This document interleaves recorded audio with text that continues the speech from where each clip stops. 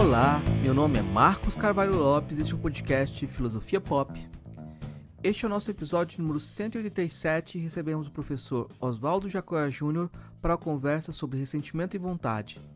Temas abordados a partir da descrição de uma fisiopsicologia do ressentimento em Nietzsche. O mote da conversa é o livro Ressentimento e Vontade, que o professor Jacóia publicou pela editora Via Verita em 2021, na coleção Afetos. Para quem acompanha o cenário da filosofia no Brasil, o professor Oswaldo Jacóia dispensa apresentações, sendo reconhecido como um dos maiores especialistas na obra de Nietzsche, com trânsito e debates sobre diversos autores da filosofia moderna e contemporânea, sempre com rigor, clareza e extrema generosidade, transmitindo a alegria de quem ama o que faz.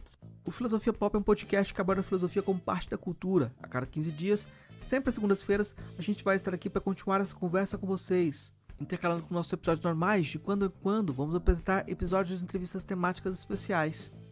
Lembrando que você pode encontrar o podcast Filosofia Pop no Twitter, no Instagram, no Facebook e em outras redes sociais.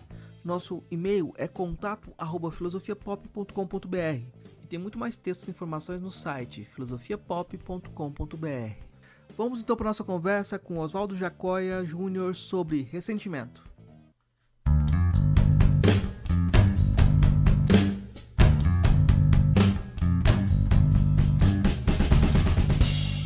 Hoje a gente recebe o professor Oswaldo Jacóia Júnior e eu já antecipo o agradecimento e reitero a honra de ter a presença dele no nosso podcast. Ele fala com a gente diretamente de São Paulo e nosso tema de hoje é o ressentimento, um tema que ele tem abordado de diversas formas, mas que é um livro sobre esse tema da coleção Afetos, que é o mote da nossa conversa de hoje. Professor, antes de cair no tema do ressentimento, eu queria dar um passo atrás, é um passo que o senhor faz também no seu trabalho, que é falar sobre a consciência moral em Kant. E esse lugar de testemunho interno, né?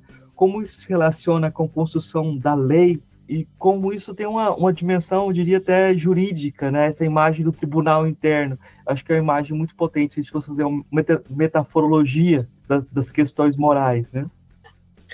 Bom, em primeiro lugar, então, bom dia a todas e a todas que nos acompanham aqui.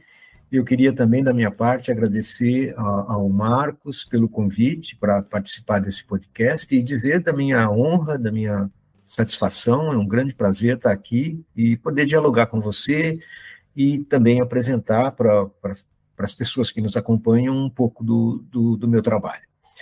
Bem, a questão que você faz é uma questão essencial e justamente por isso no livro a que você se refere, eu antecipo toda a apresentação da teoria nietzschiana do ressentimento, ou melhor dizendo, do que o Nietzsche chama de psicologia do ressentimento, por uma contextuação histórica da problemática toda do ressentimento, especialmente sob esse nome má consciência. Nós, em português, utilizamos para essa denominação má consciência, consciência pesada ou consciência de culpa, mas na língua alemã a expressão é má consciência, né? E eu tento mostrar como isso remete a uma longa história que, digamos, vai desde as origens do nosso processo civilizatório, e em particular, no caso da nossa tradição de sociedades ocidentais, remete fundamentalmente ao mundo greco-romano e também à interpenetração dessa herança greco-romana com a tradição judaico-cristã. Então, a consciência moral, em primeiro lugar, precisa ser claramente distinguida da palavra consciência, enquanto uma qualidade dos atos psíquicos, né, que pode existir ou não existir, consciência em oposição à inconsciente, por exemplo, da consciência moral, e há um termo para isso na língua alemã, que é Gewissen, né? Então o alemão tem uma palavra para designar essa instância da consciência, que é o fulcro, por assim dizer, da moralidade, que é esta, digamos, voz interior que nos acompanha sempre, tanto em relação às nossas intenções e processos de deliberação, quanto em relação à execução efetiva das nossas intenções e processos deliberativos, ou seja, da nossa ação.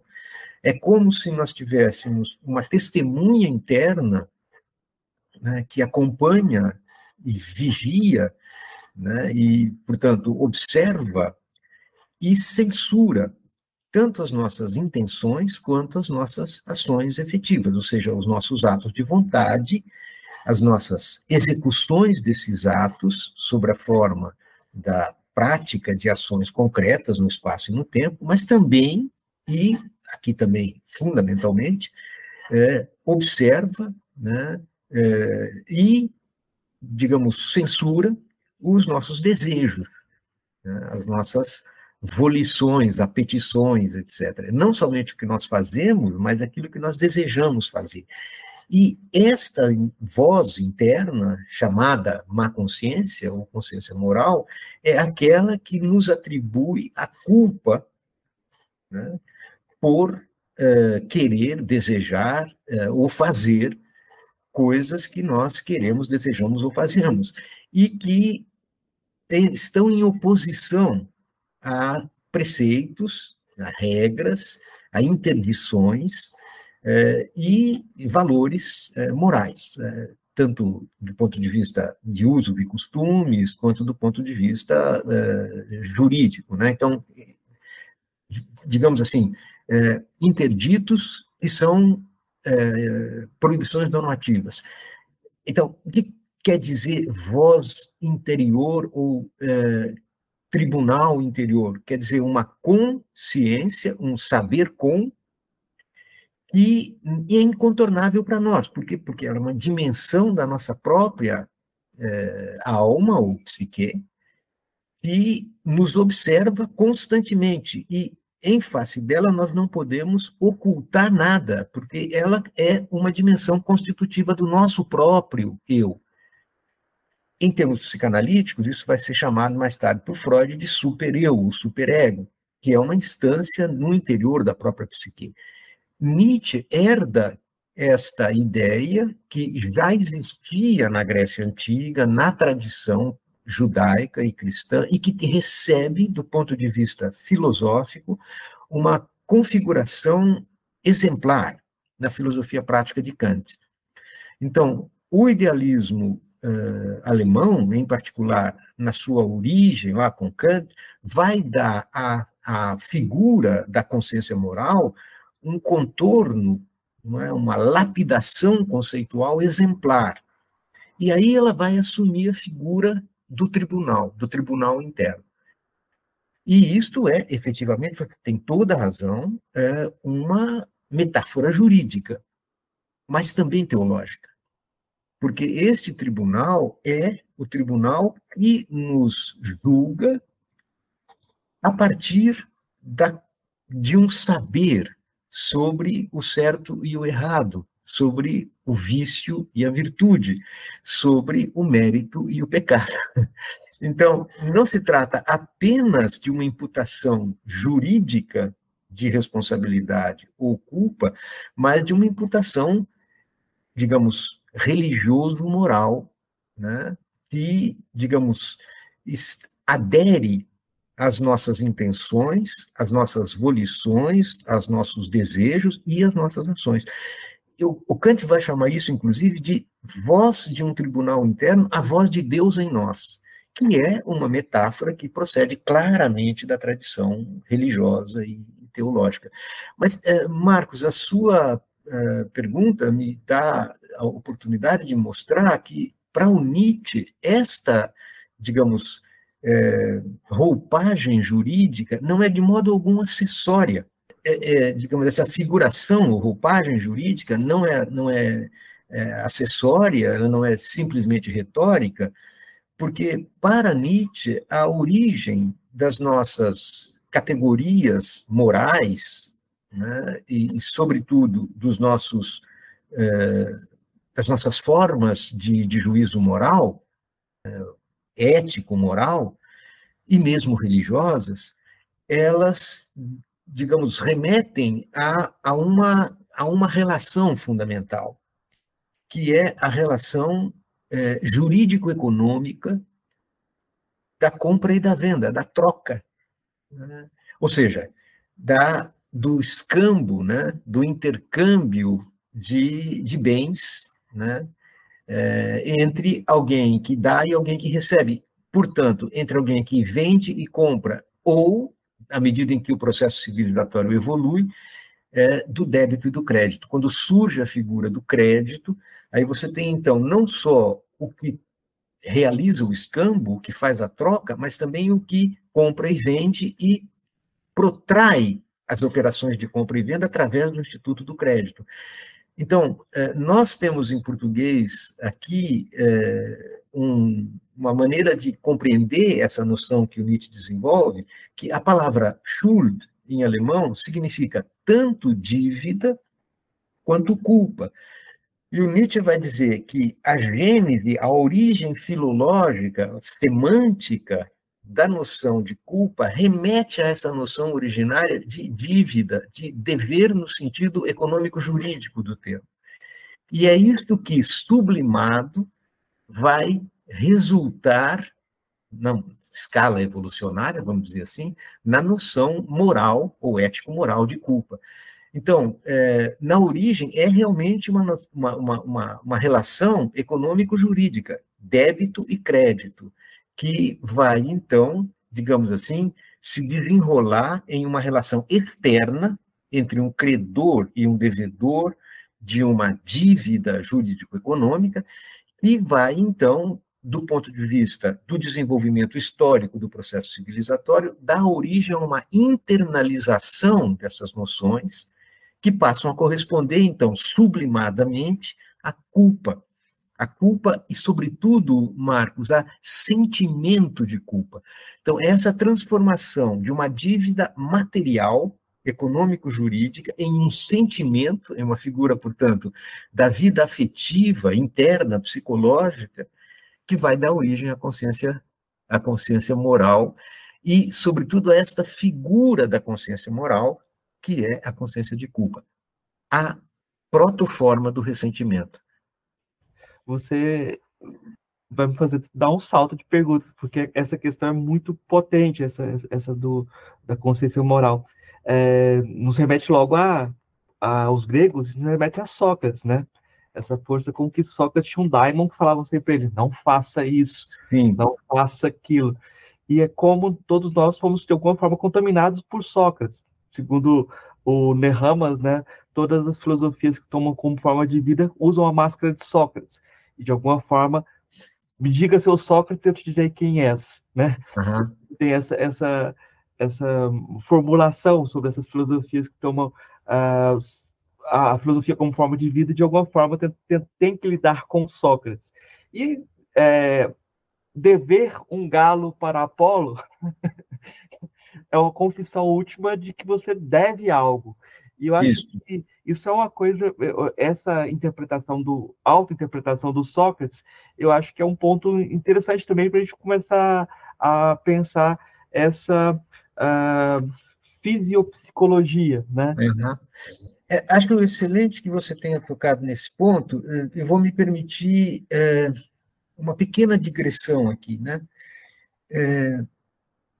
Você se refere aqui ao Sócrates, e, de fato, há essa figura do daimon socrático, que é muito explorada pelo Nietzsche, e aí a questão que vai aparecer é que esta figura do daimon, que é o demônio, mas não é o capeta nosso, né? É bem diferente. O daimon é uma figura, digamos assim, que transita entre os deuses e os mortais, e que, portanto, de certa maneira, faz a comunicação entre o divino e o humano.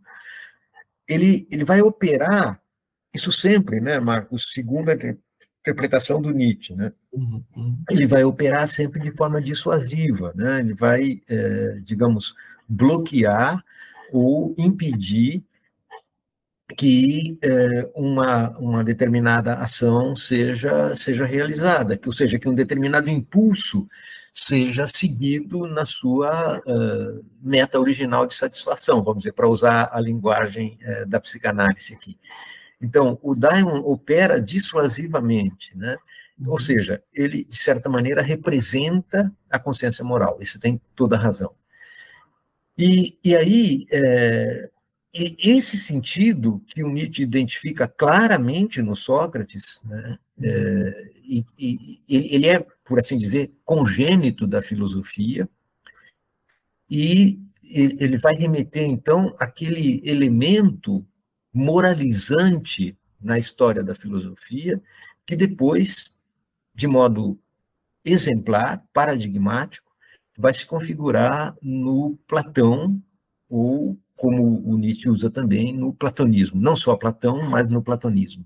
Então, o Sócrates é uma espécie de figura no interior do Platão e do platonismo, e representa justamente esta simbiose, né, entre o pensamento filosófico, por conseguinte, a ontologia, a cosmologia e o âmbito da moralidade, né? As três grandes esferas do mundo cultural, né? Sintetizadas na filosofia platônica, que é o bem, o belo e o verdadeiro. Então, você tem a ciência, o âmbito normativo da religião, da moral, o bem, e o âmbito estético da arte com a beleza. Então, o Nietzsche vai dizer, bom, isto é o que nós herdamos da tradição e que remete, portanto, ao momento inaugural da nossa cultura, mas isto recebe uma, digamos, implantação, um enxerto, do mundo judaico-cristão, né? E aqui você tem toda a razão, quer dizer, a herança socrático-platônica, que é medular na história da filosofia, e que vai, digamos assim, exercer a sua função de uma maneira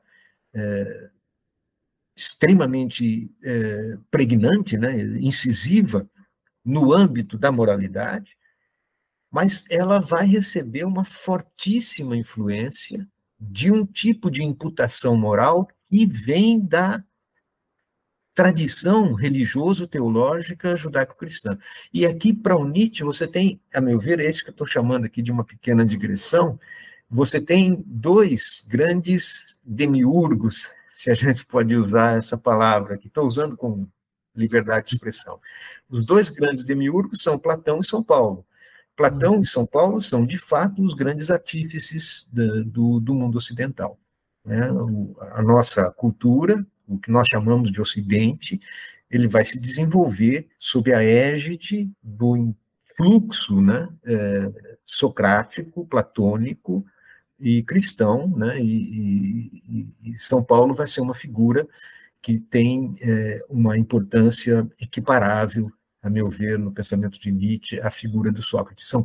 Você usou a expressão, né, e agora eu volto à tua observação, são duas máscaras que são absolutamente fundamentais na filosofia do Nietzsche. E, voltando ao ponto que você colocou, eu acho, assim, absolutamente brilhante, inspirado, a frase devemos um galo a Asclépio é a frase que o Sócrates platônico pronuncia no diálogo Fédon, né, em que ele se reúne com os seus discípulos na prisão, no momento que antecede a sua execução, quer dizer, ele beber lá a cicuta para morrer, e é o último legado socrático. Né? Digamos, um grupo muito seleto, são os discípulos queridos que estão ali em volta do mestre, e o mestre vai dizer, então, a sua última palavra. E o Fédon é, de fato, o grande discurso que encerra, eu diria, a medula, né, o elemento medular da filosofia platônica. O primeiro deles é que a filosofia é uma preparação para a morte, e depois essa palavra que o Nietzsche considera a mais enigmática de todas as que já foram proferidas na nossa história, né? Somos devedores de um galo a Asclépio. Bom, primeiro a dívida, como você bem notou, né? A dívida significa alguma coisa que pressiona em direção ao seu resgate, ao seu pagamento. E, em segundo lugar, Asclépio é o deus da medicina. Então, o que significa dever, o dever aí, né? E o pagamento desta dívida ao, digamos, a figura sagrada do médico. E aí o Nietzsche vai dizer, isto é um enigma que o Sócrates legou para nós. E a interpretação dele é, Sócrates era um doente. O Sócrates era aquele que representava um certo tipo de vida, uma certa forma de vida, que é uma forma de vida essencialmente doentia, patológica. Todo o desenvolvimento da filosofia tardia de Nietzsche, sobretudo a partir de textos como H e a Ciência, por exemplo, vão insistir nesse ponto que a forma de vida, né, o gênero de existência socrático, uma espécie de exacerbação da racionalidade lógica, e uma espécie de exercício tirânico da racionalidade lógica, é uma forma de corrupção, uma forma de degeneração, e, por conseguinte, uma forma de patologia, que é transmitida, digamos assim, para toda, como legado para toda a nossa cultura. Só que o enigma contido na frase a que você se refere mostra bem a posição ambígua, sempre ambivalente do Nietzsche em relação a Sócrates, em particular a máscara socrática. Porque o Nietzsche diz, é possível que o Sócrates tenha nos legado esse enigma ironicamente, né? Ou seja, como exercício de ironia. Ironia em que o próprio Nietzsche é mestre. O Nietzsche é um grande mestre da ironia. E em que consiste a ironia de Sócrates nessa frase? O Sócrates sabia que ele era um doente. E justamente porque sabia, né, ele estava muito à frente de todos, inclusive de nós mesmos, porque este irônico sabia que tudo aquilo que ele disse, e, portanto, que todo o legado que ele transmitiu para as futuras gerações era um legado contaminado pela doença. E por isso mesmo ele diz, nós somos devedores de um galo a Asclépio. Ou seja, a vida, a própria vida, é alguma coisa doentia. Ela precisa ser curada. E Sócrates, antes de qualquer outro, por conseguinte, Marcos, antes do próprio Nietzsche, sabia do que se tratava. Então, bom, só para, digamos, fazer justiça aí à sua observação, realmente aqui você tem esta linha de tradição que nos leva lá para as origens da nossa cultura, para mostrar justamente em que radica esta, chamamos, instância que representa a nossa consciência de culpa, ou seja, a nossa consciência do bem e do mal. O que é que significa bem e mal para nós? Em última instância, a consciência moral é a expressão do nosso saber acerca do bem e do mal. Em termos bíblicos, a tal da árvore do bem e do mal, etc., de onde Adão e Eva nunca deveriam ter comido. Minha pergunta ficou muito longa, porque eu fiz a conexão ainda com a ideia de uma fisiopsicologia, né? Como eu propor isso, né? A gente dois pacientes paradigmáticos, Sócrates e ele mesmo. Isso mesmo, isso mesmo. Eu queria que você comentasse o que é a fisiopsicologia, então.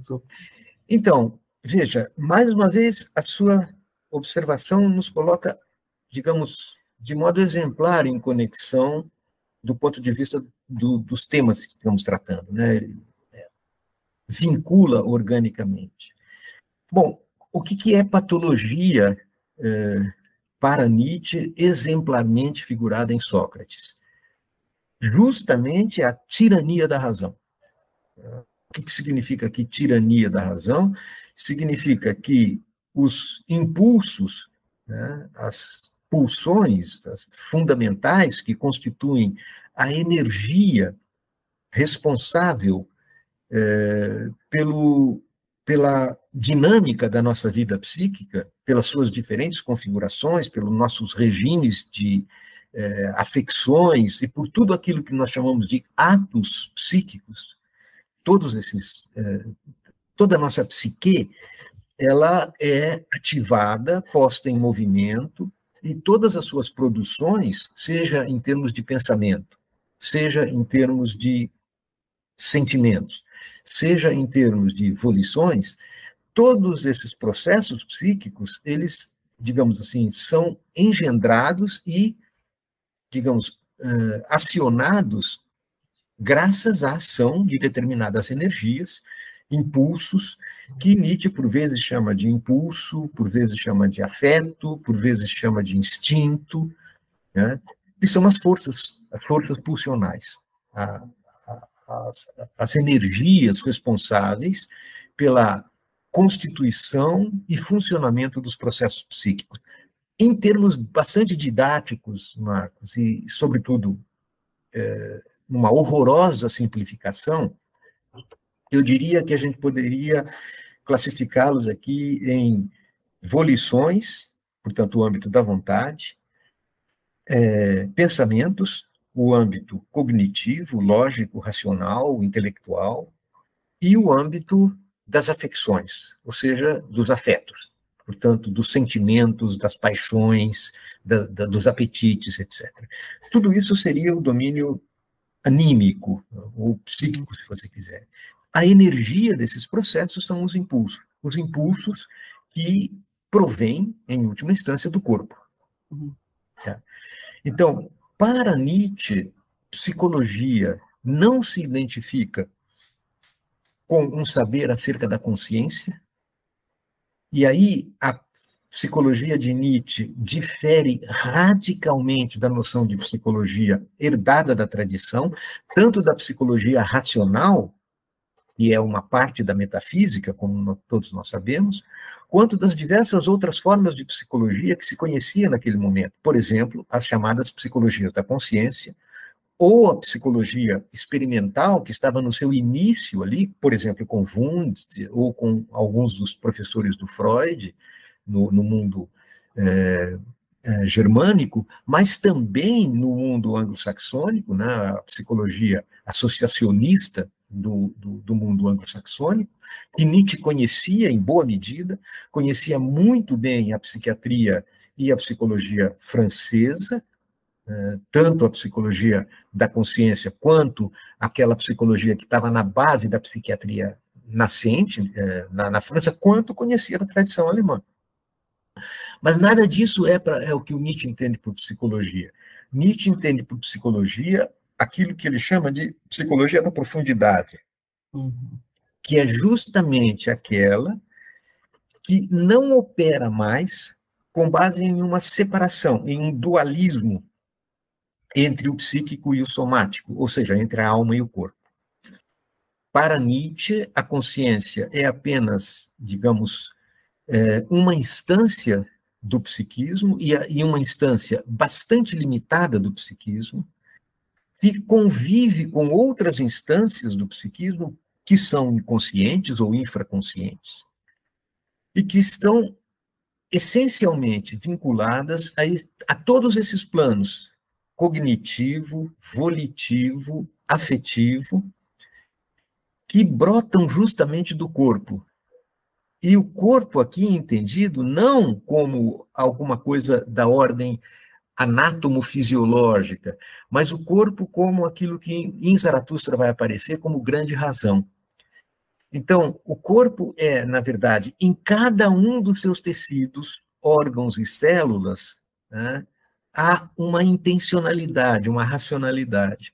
E a fisiopsicologia é, em Nietzsche, justamente esse saber que vai transitar do âmbito da grande razão do corpo para a pequena razão do entendimento, do intelecto, ou daquilo que nós chamamos de razão.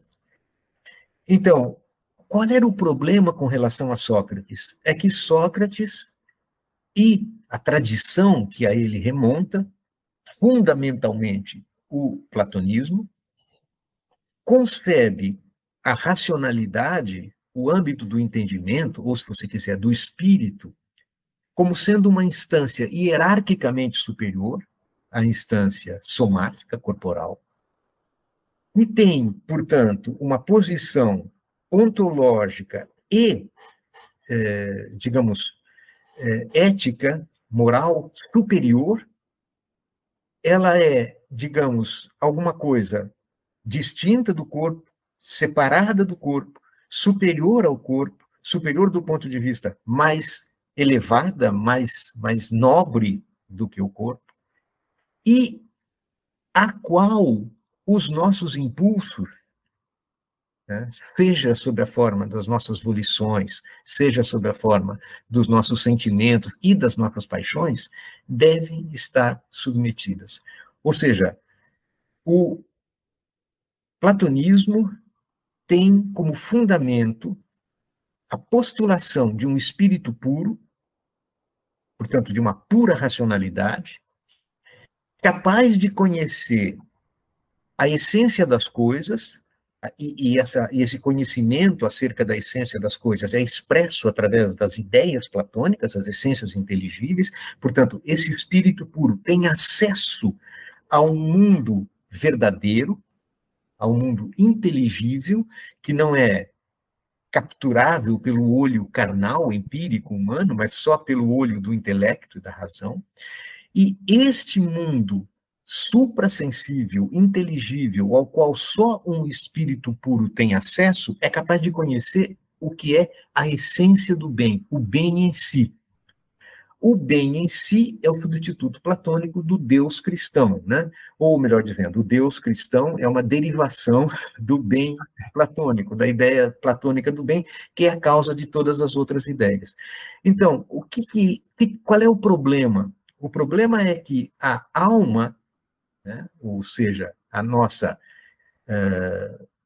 vida psíquica, ela é dominada pela racionalidade, entendida aqui racionalidade no sentido da razão lógica, que deve controlar, submeter e, sobretudo, reprimir tudo aquilo que vem do âmbito dos nossos impulsos, desejos e paixões. Só aquilo que passa pelo crivo da razão pode receber aprovação por parte da consciência, inclusive da consciência moral, seja em termos do verdadeiro, seja em termos do belo, seja em termos do bom. Então, no fundo, a razão é uma espécie não somente de tribunal e de juiz, mas de tirano.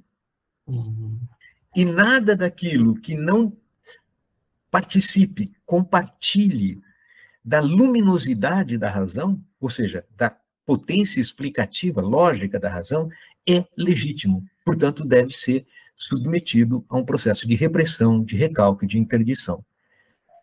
Ora, isto significa, para Nietzsche, uma espécie de desequilíbrio, né? Um desequilíbrio patológico que vai exigir processos cada vez mais intensos de recalque, repressão e castração. E estes processos castrativos, eles vão se dar sob o peso de categorias morais, só do bem e do mal, ao qual o espírito puro tem acesso, e só o espírito puro tem acesso. Então, Platão, o Sócrates platônico, institui a divisão entre dois mundos, o mundo físico e o mundo metafísico, o mundo sensível e o mundo inteligível, de tal maneira que o inteligível é sempre o fundamento do sensível. O sensível é sempre cópia, simulacro, desqualificação em relação ao mundo inteligível. Ora, isso significa que o elemento, digamos assim, fisiológico, né, ou seja, os nossos processos corporais, eles são absolutamente desqualificados em prol dos processos psíquicos que são pensados como uma instância autônoma. E isto, do ponto de vista de Nietzsche, é alguma coisa que só se sustenta sobre duas pilastras, a religião e a metafísica. A partir do momento em que você submete a crença religiosa e a as hipóstases metafísicas, o exercício da crítica, essas duas pilastras se desmoronam. E aí você começa a colocar em questão esta divisão e, sobretudo, esta valoração de corpo e mente. E a isto que o Zaratustra dá expressão quando ele diz o que nós chamamos de si próprio, ou seja, a alma, o intelecto, a razão, é só uma pequena instância, é a pequena razão. A grande razão, o si próprio, é o corpo. Mas o corpo não é pensado aqui em chave metafísica, ou seja, o corpo como o outro da alma. Ao contrário, a própria noção de corpo é completamente reformulada. E aquilo que era, digamos, predicado exclusivo do anímico, a intencionalidade, a racionalidade, etc., passa a ser visto como algo encarnado, que existe, portanto, em cada mínima porção do nosso corpo. Logo, a cura para patologia socrática, ou seja, a cura para a repressão e, fundamentalmente, para a tirania do impulso lógico, vai consistir em uma revalorização do corpo. E aí, então, fisiopsicologia vai se chamar um gênero de conhecimento que vai mostrar o que existe de logos, ou seja, de racionalidade, na própria physis, ou seja, no próprio corpo. Então, a filosofia, como fisiopsicologia, vai ser uma espécie de medicina da alma. E veja, Marcos, essa tradição da medicina da alma não é alheia ao nosso pensamento filosófico, ela é muito antiga, ela remonta a Hipócrates, a tradição hipocrática, e ela é particularmente um topos do pensamento estoico. Né? Então, Nietzsche vai reformular a seu modo, e é um modo bem original, é verdade, bastante original, propriamente nietzschiano, essa ideia da filosofia como medicina da alma. E aí a medicina da alma não é só a medicina da alma do indivíduo, é a medicina da cultura. O filósofo, para Nietzsche, é o médico da cultura. Aí voltamos ao nosso problema da consciência moral. A definição de filósofo, para Nietzsche, é a má consciência do seu tempo. Filósofo é muito diferente para Nietzsche do que operário filosófico. Né? Portanto, para ele, Hegel, Kant, todos esses não eram propriamente filósofos, eles eram operários da cultura, operários que se encarregavam de um determinado setor da cultura chamado filosofia. Mas filósofo, para ele, é outra coisa. Filósofo é o médico da cultura, é aquele que vai curar todas as feridas deixadas no nosso corpo e na nossa alma, né, pelos, digamos, desvarios do processo civilizatório, em particular por essa grande patologia que é a tirania do impulso lógico. Se você me permite aqui uma observação incidental, né, a ideia de que a racionalidade lógica era capaz de resolver todos os enigmas do mundo e de corrigir todos os problemas do mundo, deu no que deu, né? Nós estamos hoje às portas da catástrofe ecológica. Tem uma citação sobre essa questão da catástrofe ecológica que para mim é incontornável, que aparece no romance Sábado, do Ian McEwan, que um personagem, um jovem, fala assim: quando eu penso nas grandes questões da humanidade, no aquecimento global, na crise planetária, tudo vai mal. Mas quando eu penso no meu final de semana, sair com a minha namorada, tudo parece bem. Então, eu vou me ater às pequenas coisas. Vamos ficar nas pequenas coisas. E eu coloquei essa citação também incidentalmente aqui, mas a minha ideia agora é voltar para a tipologia do Nietzsche, falar um pouco sobre essa tipologia, senão a gente não chega no núcleo do ressentimento dessa terapia que ele propõe. Né? Tá, perfeito. Muito bom que você tenha fechado o foco, porque senão, se você me deixar falar aqui, eu vou ficar falando o tempo inteiro. Bom, e de novo eu vou tentar fazer um aproveitamento bastante econômico, vamos dizer assim, do nosso tempo aqui, e inevitavelmente eu vou ter que simplificar, né, e fazer uma exposição que, digamos, se apresente como um arranjo mais ou menos didático das coisas, e necessariamente, enquanto um arranjo didático, ele vai deixar pontas soltas e não vai poder, evidentemente, aprofundar certos aspectos que são essenciais. Se você me permite aqui uma pequena propaganda, para quem achou que as pontas ficaram muito soltas, eu sugiro que dê uma lidinha no meu livro aí sobre o ressentimento e a vontade, que talvez seja possível, através disso, amarrar todas as pontas. Mas, enfim, eu acho que o ressentimento, enquanto sinônimo de má consciência, ou seja, desta formação da consciência moral, que é consciência de culpa, em última instância, tem vários sentidos em Nietzsche. E eu vou explicitar aqui, pelo menos, alguns deles, e deixo aberto depois para as questões que você julgar necessário ou desejável fazer. Repito, né, é uma exposição artificial, né, então ela é didática. O primeiro ponto que eu gostaria de mencionar é um aspecto dinâmico e econômico. Então, primeiro, má consciência é consciência de culpa, e essa consciência de culpa ela vai ser a expressão afetiva, sob a forma, portanto, de um sentimento ou de um conjunto de sentimentos, que são a transfiguração psíquica de energias pulsionais. Tá? Então, veja, estou chamando aqui econômico bem no sentido do que Freud chama econômico na sua metapsicologia. Os processos psíquicos como, digamos, remetendo a quantidades de energia impulsiva, chame você essa impulsão aí de pulsão, ou de instinto, ou de energia, ou de quantum, o que quer que seja, em última instância, Marcos, força. A palavra decisiva para toda esta questão da consciência moral, para Nietzsche, é força, e jogos de força.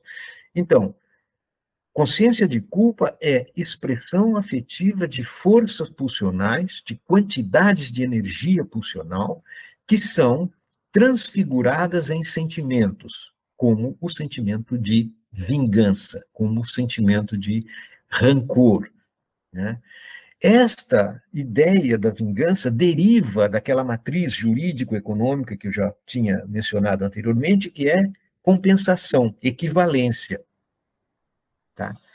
Ou seja, aquela equivalência, aquele regime de equivalência que existe desde o escambo, passando pela compra e venda e depois pelo débito e crédito.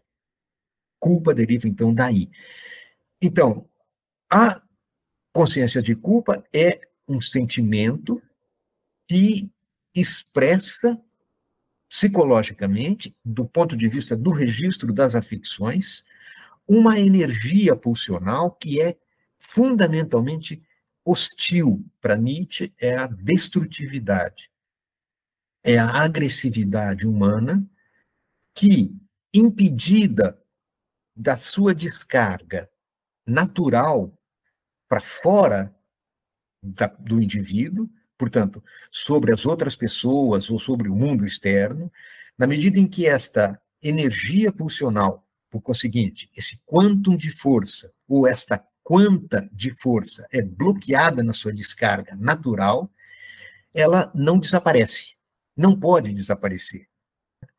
Ela tem que buscar canais substitutivos de descarga. E o canal substitutivo privilegiado de descarga é a volta contra si mesmo, a internalização da hostilidade natural humana, que passa a ser reprimida, recalcada, bloqueada do ponto de vista da sua meta originária de satisfação e descarregada em informações alternativas, substitutivas, no interior do próprio indivíduo, como justamente sentimento de culpa.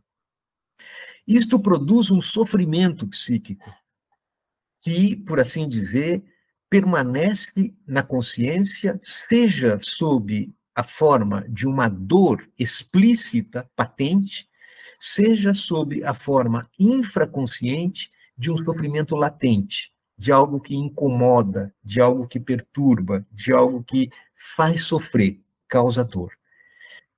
Então, aqui nós temos esta lógica, né?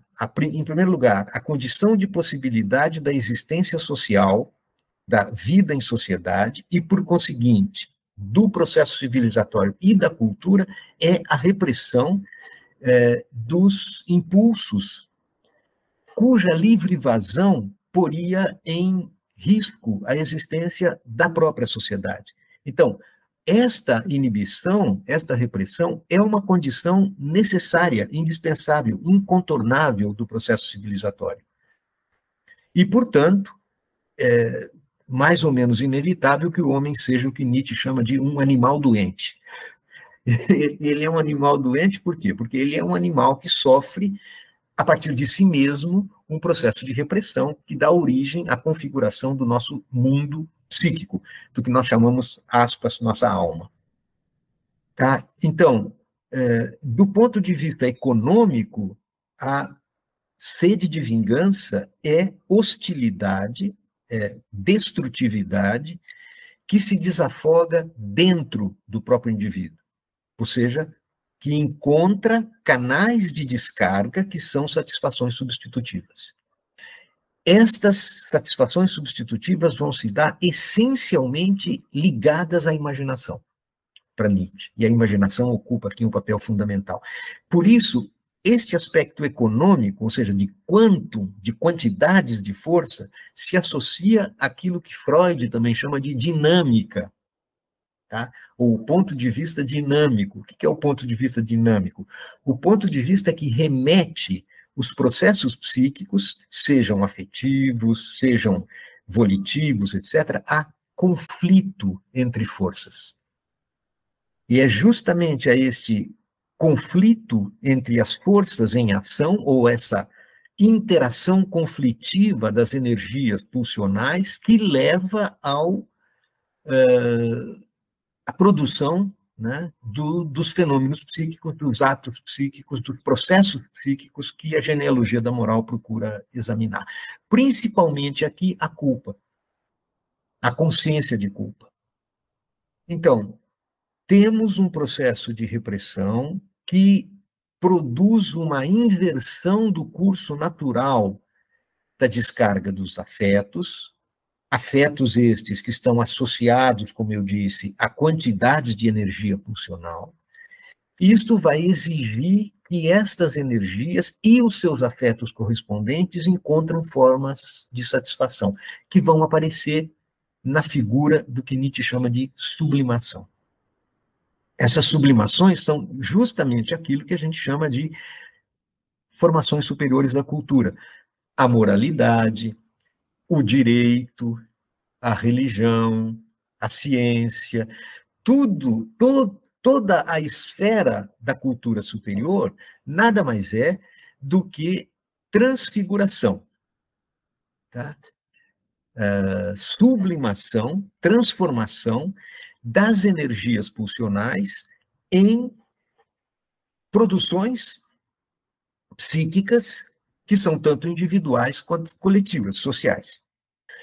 Em particular, a religião, que o Nietzsche transforma em alvo privilegiado da sua crítica na genealogia da moral, tanto a religião quanto a moralidade são figuras, são formações sublimadas de energias pulsionais recalcadas. E é por isso que ele vai dizer que a crueldade, né, ou seja, a hostilidade, é exatamente a energia que torna possível a configuração tanto da moral quanto da religião. Tá? Então, aqui é o segundo aspecto, não é mais o aspecto econômico e dinâmico, mas o aspecto da gênese das formas culturais, das figuras da cultura, enquanto transformação, transfiguração, sublimação de forças pulsionais, em particular aqui da destrutividade, da agressividade, da hostilidade. Claro que não é a única corrente pulsional que está em ação para Nietzsche, né? Evidentemente que há outras forças pulsionais, mas aquela que aparece no proscênio das análises de textos como a Genealogia da Moral é justamente a crueldade. Esta, digamos, ação hostil que o homem exerce contra si mesmo, porque não pode exercer contra o outro, né? E o exemplo paradigmático disso é ama o teu próximo como a ti mesmo. O ama teu próximo contra ti mesmo é o bloqueio fundamental do exercício da hostilidade voltada para fora, voltada para o outro. Ora, o que é o ressentimento, então, visto deste ponto de vista? O ressentimento nasce como busca e identificação de um culpado pelo sofrimento inevitável que deriva do processo civilizatório, ou seja, pelo movimento inevitável que deriva da repressão. Esta gênese de um sofrimento que não cessa, que o Nietzsche chama de um sofrimento crônico, é alguma coisa que exige narcose. É preciso, então, anestesiar esta dor, anestesiar esse sofrimento. E a melhor maneira, a mais eficaz e, sobretudo, a mais, digamos, natural, vai consistir justamente em construir pela imaginação um causador culpado do sofrimento permanente.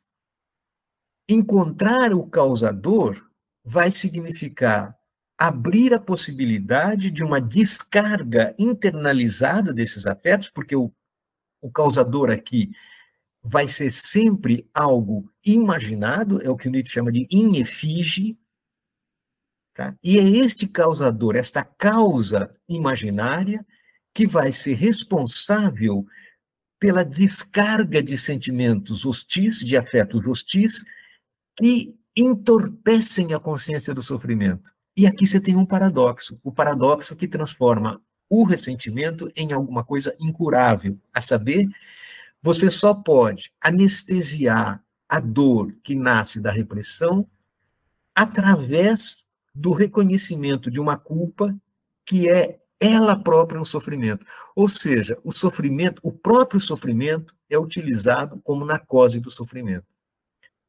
Então, o golpe de gênio das religiões ascéticas, que o Nietzsche chama de ideal ascético, significa dar ao sofredor a indicação do caminho da culpa, ou seja, da meta para descarga, da direção do ressentimento, ou seja, da hostilidade reprimida. E o que é que os ascetas fazem? Eles identificam claramente o culpado, é você mesmo. E aqui nós voltamos ao problema do Sócrates. Ou seja, eles colocam a vida do sofredor como a culpa a ser expiada pelo seu próprio sofrimento. Esta vida é um vale de lágrimas. Nós devemos um galo a Asclépio. Tá?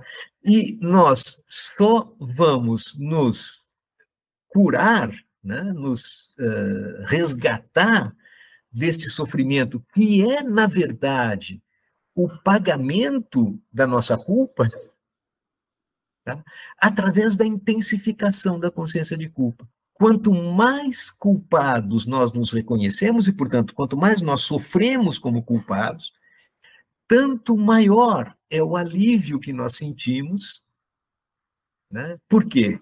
Porque nós, afinal, encontramos um alvo no qual a nossa hostilidade, a nossa destrutividade, a nossa agressividade pode se exercer. E é por isso, então, que há autopenitência, sacrifício, etc. E todo o séquito das figuras e das formas ascéticas como meio de expiação. Então, a existência é um sacrilégio, a existência é a razão de ser da culpa, e a própria existência, através justamente das práticas ascéticas, é a expiação da culpa. O sofrimento expia a culpa que se identifica com a própria existência. E, portanto, a vida é compreendida como passagem para um outro mundo. E aí você tem todo o cenário do Phaedon e todo o cenário da teologia judaico-cristã. E não só, mas de todas as religiões ascéticas. O paraíso, a recompensa celeste para uma vida aqui transcorrida no vale de lágrimas e sob o peso das práticas de penitência, das práticas de expiação. Ora, o que é isto? Isso é o essencial do ressentimento. A possibilidade de encontrar uma satisfação, né, uma instância culpada pelo sofrimento inevitável, incontornável, um sofrimento que não pode de maneira nenhuma ser eliminado, porque ele é condição de possibilidade da vida social, mas que precisa, justamente porque ele não tem nenhum sentido, porque ele é absurdo, e porque nós não podemos viver sem uma perspectiva de sentido, ele precisa encontrar um sentido. Qual é o sentido? A culpa. E quem é culpado? Quando eu digo a identificação do culpado é a doação do sentido, eu digo, encontrar o culpado significa não somente ser capaz de eliminar o absurdo, pelo menos eliminá-lo na imaginação, mas ser capaz, inclusive, de infligir no culpado um sofrimento equivalente ao que ele me causou. Ou seja, retribuí-lo bem na chave do débito e do crédito, de uma culpa econômico-jurídica, mas agora transfigurada em sentimento, não mais em pagamento material. Então, o credor, né, nesse caso, tem que se sentir compensado. Isso significa dizer que se a dívida é o sofrimento, então o devedor tem que ser alguém capaz de sofrer, ou seja, ele tem que ser suscetível à dor. E por isso o candidato natural é você mesmo. Então, o sacerdote ascético é um gênio. Por que ele é um gênio? Porque ele canaliza essa potência dinamítica da destrutividade, da vida humana animal, sobre um devedor inofensivo. Tá? Ele torna a descarga da destrutividade inofensiva. Inofensiva aparentemente, porque, na verdade, ele produz um sofrimento psíquico atroz que é a base de todas as patologias, tanto do indivíduo quanto da cultura. Para você, eu sempre costumo dizer, e no livro eu faço questão de indicar isso, né? Quando Nietzsche escreve a Genealogia da Moral, ele está sob um impacto profundo da literatura. E, mais uma vez, aqui você foi excepcionalmente feliz em trazer a literatura como uma interlocução produtiva para nós. Vários são os autores que ele, digamos, considera seus pares, mas aqui Dostoiévski é fundamental. E o Dostoiévski, sobretudo de Humilhados e Ofendidos, e do Memórias de Subsolo. O protagonista de Memórias de Subsolo é o ressentido prototípico. É aquele que é incapaz de exercer uma descarga de afetos no plano do mundo externo. A repressão nele cala tão fundo que ele é incapaz de reagir aos seus próprios afetos. Ele só pode reagir voltando a energia e a potência desses afetos para dentro dele mesmo, portanto, desafogá-los só na imaginação, e para isso ele precisa construir inimigos, né? Ou seja, imaginar em traços superlativos, desfigurados, pessoas especialmente malignas, perversas, que são os causadores do seu sofrimento.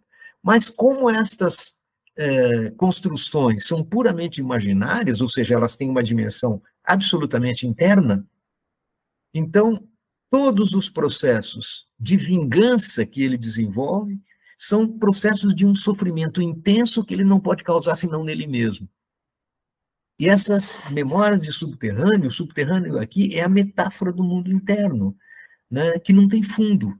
Esse paradoxo, né, de usar o sofrimento como entorpecente para o próprio sofrimento é um mal infinito, porque ele vai cavando cada vez mais fundo, o causador vai se tornando cada vez mais demoníaco e vai tornando possível uma descarga cada vez mais intensa de afetos destrutivos, cada vez mais fortes, num processo infernal. Isto é algo muito parecido com a adição, em que você precisa de doses cada vez mais fortes para produzir a narcose. E isso é uma coisa que afeta indivíduos e todo um processo cultural. E eu vou, então, me permitir aqui fazer uma observação, né, acerca desse problema do ressentimento que você tocou. Eu vou agora circunscrever 2 pontos só. Primeiro, o ressentimento não é apenas esse processo que se desenvolve do ponto de vista econômico e dinâmico, não é só o entorpecimento da dor por descarga de afeto, mas o ressentimento é também um processo de subjetivação, um modo de produção de subjetividade. E aqui nós encontramos justamente o que se chama de tipologia, que, aliás, é um objeto de imensa confusão, né? Todo mundo pensa que nobre, aristocrata, escravo, plebeu são categorias sociológicas, políticas ou econômicas. Para Nietzsche, não. Eu queria deixar isso bem claro. São processos de subjetivação, figuras de produção de subjetividade que nascem justamente, né, nesse âmbito de uma fisiopsicologia do ressentimento. O que é o nobre para Nietzsche? O que é o aristocrata para Nietzsche? E temos sempre que ter em vista, Marcos, essa tipologia que repousa sobre uma teoria das forças, ou uma teoria da força, e das relações entre forças.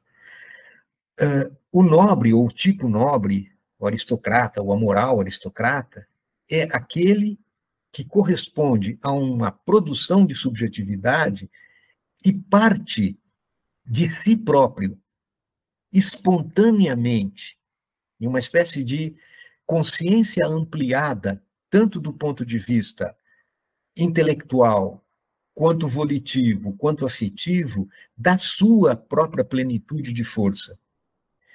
Então, o nobre, o aristocrata, é aquele que se define a partir do transbordamento do sentimento de potência. Tá? Então, ele primeiro institui a si e só derivada e subsidiariamente ele coloca a figura do outro.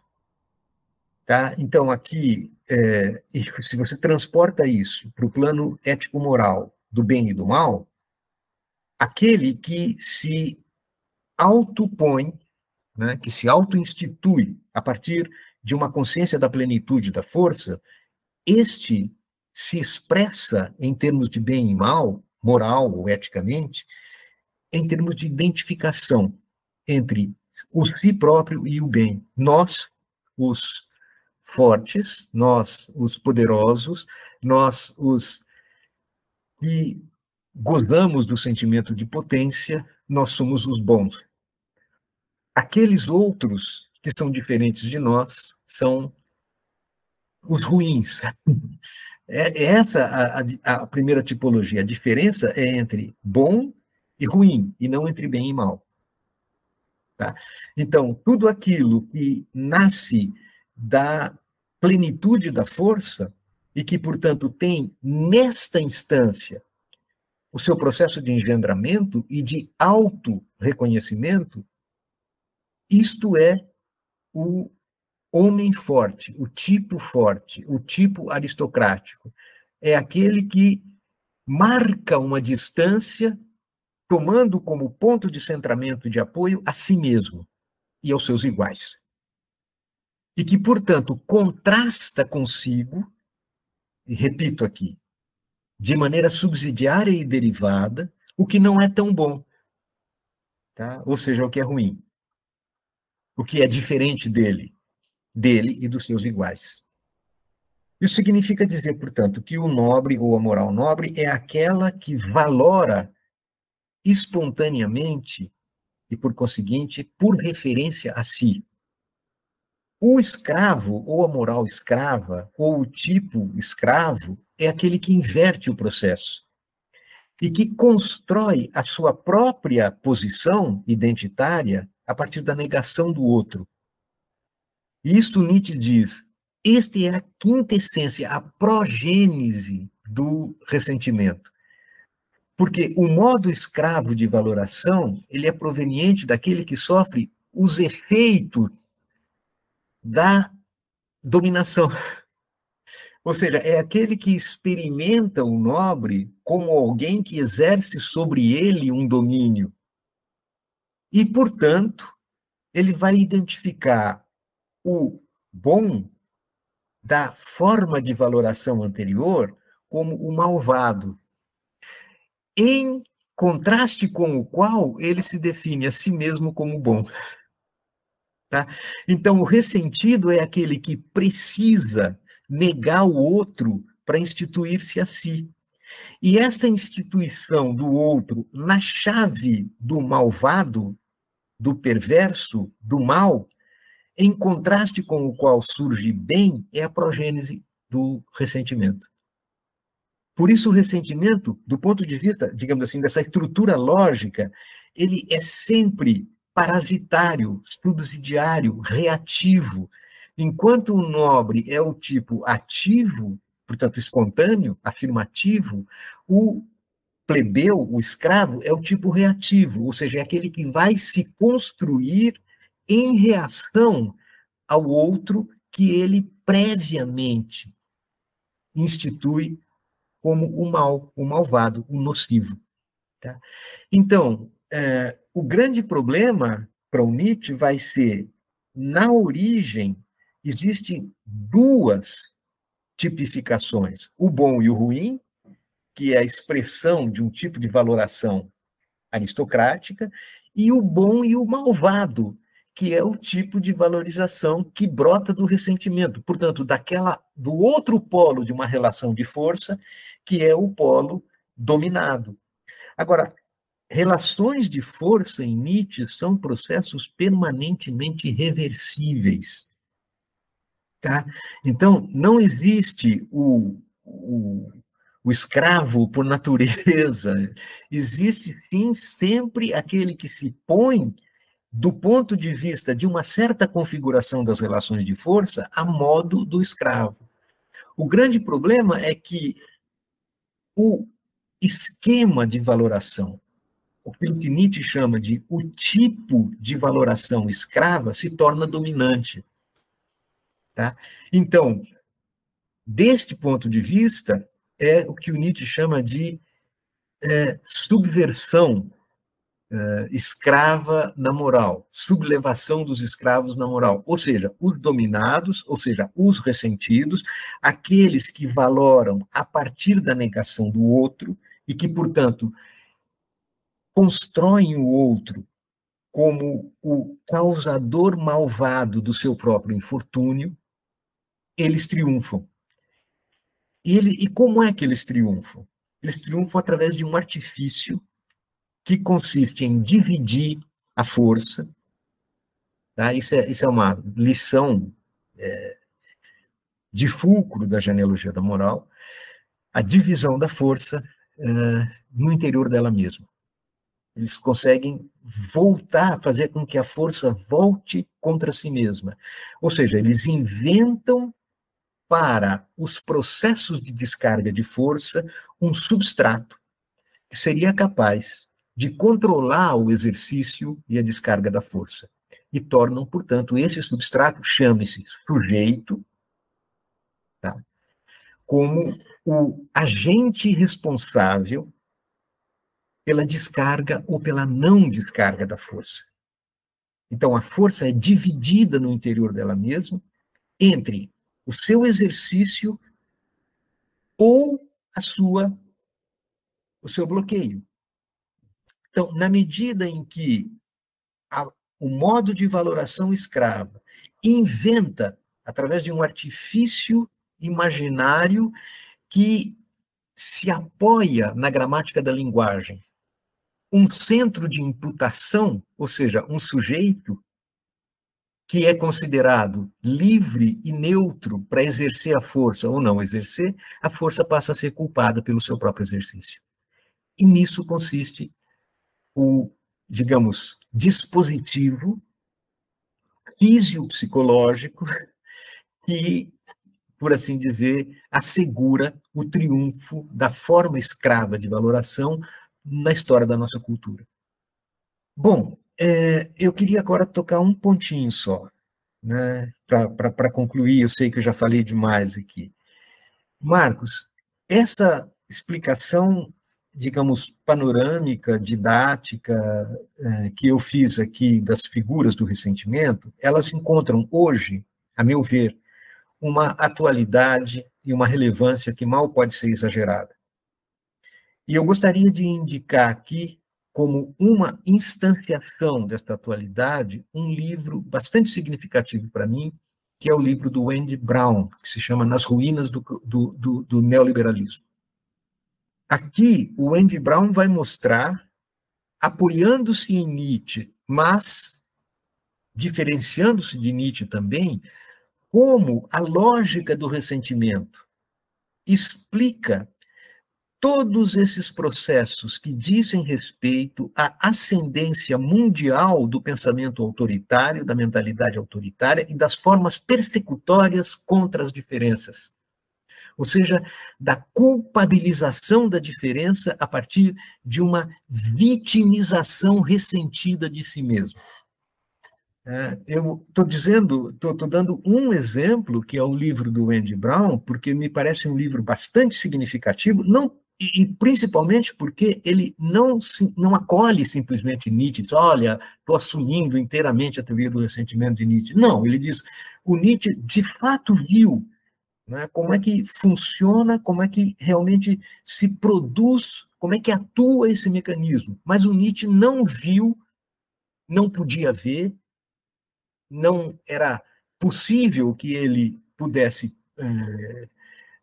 trabalhar com as coordenadas que são próprias das complexidades absolutamente inerentes ao processo de desenvolvimento econômico e político das sociedades neoliberais. E como a dinâmica, a lógica do desenvolvimento tecnológico e das condições socioeconômico-políticas do neoliberalismo conduzem a uma hiperativação do dispositivo do ressentimento, tal como Nietzsche viu. Primeiro, uma falsa vitimologia, uma falsa vitimização, né? As classes médias ou setores das classes médias das sociedades neoliberais se auto-identificam com vítimas da perda de prerrogativas de que até então elas gozavam. Isso produz, evidentemente, um sofrimento que necessita de um culpado. E estes culpados podem ser identificados muito facilmente, né? Esses culpados são os outros, ou seja, são aqueles que ameaçam a posição de que até então gozavam certos estratos da classe média branca das sociedades capitalistas. E, principalmente, esse processo vai se dar, aliás, e nesse sentido, o Nietzsche com certeza viu com bastante clareza, não somente a partir desta vitimização de si e desta perseguição ressentida de tudo aquilo que ameaça a posição que o sujeito perdeu, ou que está ameaçado de perder, mas, particularmente, com a identificação do líder autoritário, né, com a garantia de uma proteção inabalável. tá? É justamente isso que vai explicar o ressurgimento dessas grandes figuras autoritárias e da defesa dos regimes fascistas, né, no nosso cotidiano. Eu vou dizer uma coisa para você. Eu estou dando o exemplo do livro do Andy Brown. Repito, eu acho que ele faz uma utilização, ele dialoga com Nietzsche numa chave bastante fecunda, embora eu não concorde com o essencial da crítica que ele faz a Nietzsche, porque me parece que a crítica que ele faz a Nietzsche deixa de lado aspectos essenciais daquilo que eu disse aqui hoje. Ele enxerga apenas um ângulo do Nietzsche e, a meu ver, não com a suficiente profundidade. Tem um anjo que está me soprando aqui, dizendo que meu tempo acabou, eu tenho que ficar contente com a entrevista como ela foi. Eu vou ter que dizer sim para esse anjo, né? Porque ele bateu na sua porta ali, inclusive ele atrás, eu vi ele batendo na porta. Então, professor, eu queria agradecer bastante essa conversa. Eu acho que para quem quiser maior contato é a leitura do livro. Eu também vou recomendar também a leitura de Em Busca do Tempo Perdido. Quando você chegar no final e souber que você tem que reescrever sua própria vida, que você é o autor da sua própria vida, se você adquirir essa autoridade semântica, você entendeu o que é o eterno retorno. A gente pode voltar nessa entrevista aqui e agradecer as palavras também do professor Oswaldo. Muito obrigado. Muito obrigado a você também, Marcos. Olha, um grande abraço, um abraço a todos aqueles e aquelas que nos acompanharam aqui nessa nossa conversa de hoje. Muito obrigado, viu? Valeu, obrigado, professor. Obrigado.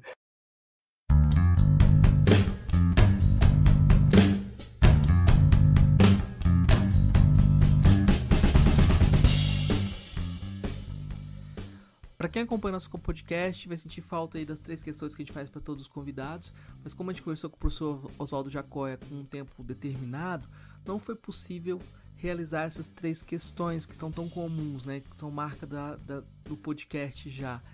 Então eu queria pedir para o ouvinte que chegou até esse momento, para a pessoa que acompanhou a nossa conversa até agora, que ajude a divulgar o podcast, que compartilhe com amigos, que indique para outras pessoas, faça chegar mais gente. A gente precisa muito dessa força. A gente continua com a nossa campanha de financiamento coletivo no Catarse, o endereço é catarse.me/filosofia_pop. A contribuição mínima que pedimos lá é de R$5 mensais, mas a gente também aceita contribuições por Pix. O endereço do Pix é o nosso e-mail, é contato@filosofiapop.com.br.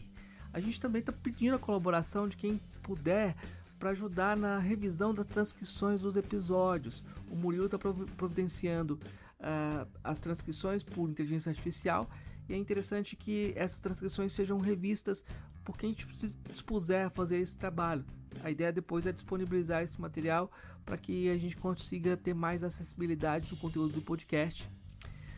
Então é isso, gente. Muito obrigado pela audição e nos encontramos na próxima semana com mais um episódio especial. Até!